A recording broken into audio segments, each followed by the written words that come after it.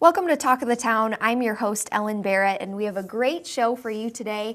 And we are starting off and kicking off the show today with Paul Ganshert, and he is with Ganshert Nursery and Landscapes. He's the head hole digger. Yes. I like that title. That's the best one I can come up with, yeah. Thanks for being with us today. Absolutely. I appreciate it. Sure. Now, before we get started here, just tell me a little bit about what you do. I know you guys are a professional landscaping company, and where are you guys located? Yeah, we're located here in Fitchburg on Lacey Road, okay. Real close by. So, awesome. Yeah. And what does the scope of professional landscaping cover? So we cover everything from design to installation. We're basically a design build firm. We have our own nursery, wow. so we can pull from that. And pretty much anything outside you can think of, we do.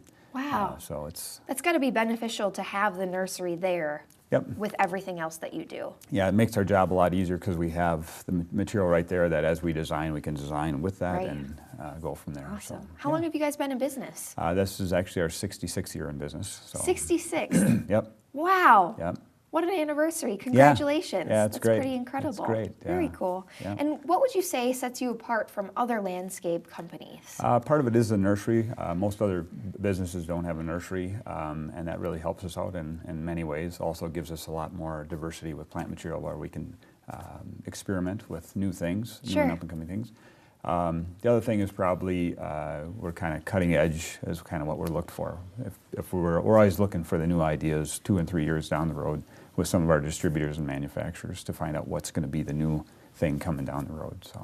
I love that, because if you are kind of making a big design push maybe in your front yard or your backyard, you don't want it to be in season, trendy for 1 year. Right. You ultimately, you want it to be cool and beautiful for a couple years, I would think, at least. Absolutely. At least the design plan. Absolutely. And kind of going off of that, what would you say are you seeing as the biggest design trends in the Madison area right now? A lot of people think outdoor kitchens and stuff like that are trendy.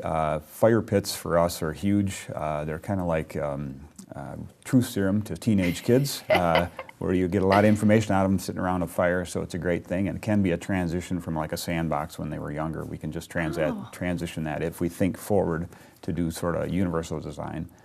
Interesting. So hopefully we can get people to use the space from basically a child all the way to somebody in a wheelchair. So. That is incredible, and I think most people wouldn't visualize using a space like that, and you can use it in many different ways. Yep. Yep. You just have to have the right people with you to kind of have that vision and plan it all out accordingly. Absolutely. What a cool idea, though, as a way, not only is having a landscape design beautiful and pleasing, to look at, but really a way to bring your family together. I almost think of what you said as kind of like the kitchen table. You know, you gather around the fire pit here in the chillier months. It's got to be functional. That's the key. Awesome. That is super cool. Yeah. And if somebody's thinking this all sounds awesome, they want to meet with a landscape designer, how should they prepare for that meeting? Honestly, there's not a lot of preparation because we ask a lot of questions when we're there. But if anything, we typically ask people to try to think outside the box. Don't limit themselves to the size of their backyard or whatever to say, well, I can't have a water feature, when in reality we probably can come up with something to make that work. So don't let anything limit you for ideas. So. Which is, like you said, that's a great, I'm sure, example of that, because a lot of people think they want to create this oasis in their backyard and they think they don't have the space to do it, but you actually might have the space to do it. Yeah, we can take large water features and reduce them down to a very small one that would be next to a patio. It would still give you the audible without the big cost and the amount of space it's going to take up. So.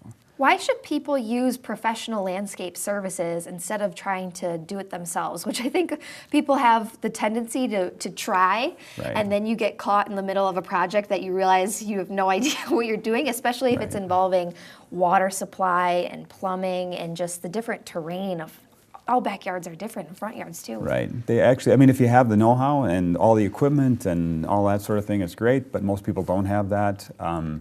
So, the project can go awry. We stand behind everything we do with warranties that go on pretty much forever.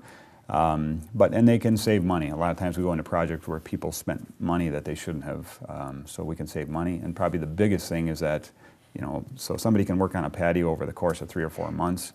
We can start it on Monday and you can have a party on Friday. So just with the right equipment and the right people. Yeah. So. Oh, that's worth it right there. Yep, exactly. Again, Paul Ganshert with Ganshert Nursery and Landscapes, thank you so much for being with us today. Thanks for having me. We appreciate it, and we'll be back more with Talk of the Town right after this.